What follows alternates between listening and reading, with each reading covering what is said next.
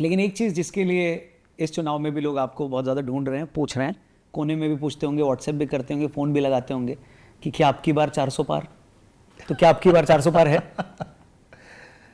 आपकी रिसर्च क्या कहती है? जिस दिन प्रधानमंत्री जी बोल रहे थे ना संसद में, तो दिमाग में पहली चीज मेरे ये आई, ये बंदा चाहता क्या है, क्योंकि प्रधानमंत्री कोई बात बिना सोचे समझे मतलब there has to be some reason when he said that, तो मुझे तुरंत पहली चीज ये समझ में आई कि बंदे ने एक लाइन में अगले 2 महीने का पूरा मीडिया का नैरेटिव बदल दिया है।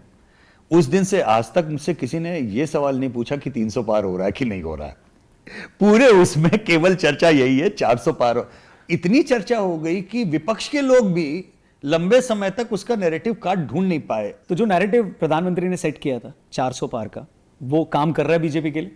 देखिए, ये 400 पार का नैरेटिव सेट हुआ, मेरे ख्याल से वो उनके लिए जरूरी ये था। मैं एक चुनाव विश्लेषक की हैसियत से देखता हूं, 14 में एक ज्वार आया, तूफान आया है ना, ज्वार के बाद में भाटा आता है, ज्वार के बाद में 19 में एक और ज्वार आ गया, ठीक है ना। अब हम बात कर रहे हैं तीसरे ज्वार की।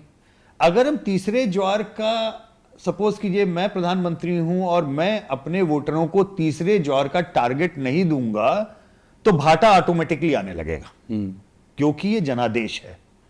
एट्रिशन होता है ना हर चीज का, मतदाताओं का भी एट्रिशन होता है। कई सारे मतदाता ये सोच के नहीं जाते कि अरे जीत ही रहा है, क्या करें जाके, कई ये सोच के नहीं जाते अरे हार ही रहा है, क्या करें। फिर दोनों लोग मिलकर कहते हैं गर्मी बहुत है इसलिए हम नहीं गए, तो गर्मी का तो बहाना होता है। तो कुछ ना कुछ तो उत्साह बढ़ाने के लिए टारगेट देना जरूरी है। तो प्रधानमंत्री ने उससे मल्टीपल काम कर लिए। अपने कोर लोगों को उन्होंने एक नया टारगेट दिया उत्साह बढ़ाने के लिए कि देखो नहीं, अभी और भी कुछ अचीव करना है। ये मत सोचो कि हो गया 2 बार जीत गए और लाइक दैट। उत्साह कैसे बढ़ाएंगे आप? तो टारगेट तो नया देंगे ना, टारगेट उन्होंने नया दिया।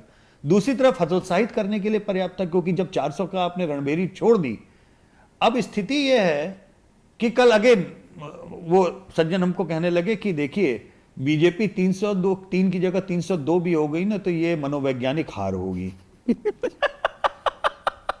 मैं जब सवाल पूछता हूं रौनक, यकीन मानो कि भाजपा के खांटी समर्थक भी अगर तुम पूछोगे तो मन से चाहते हैं कि देश में विपक्ष अच्छा होना चाहिए, क्योंकि उनको पता है कि अच्छे विपक्ष से एक प्रेशर बना रहता है।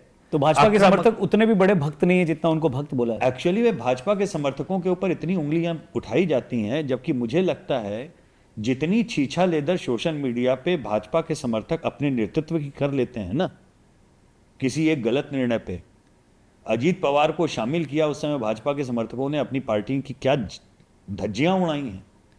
आप कोई भी खराब वो ले लीजिए, ब्रिजभूषण वाले मसले पे या किसी भी मसले पे जो आप सोचते हो कि विपक्ष के लिए बड़ा मुद्दा है, बड़ा मसला है, उस मुद्दे पे मैं सोशल मीडिया पे जब मैं देखता हूं तो अक्सर मैं देखता हूं कि भाजपा समर्थक हैंडल्स अच्छी खासी रीढ़ पीट रहे होते हैं अपने नेतृत्व की।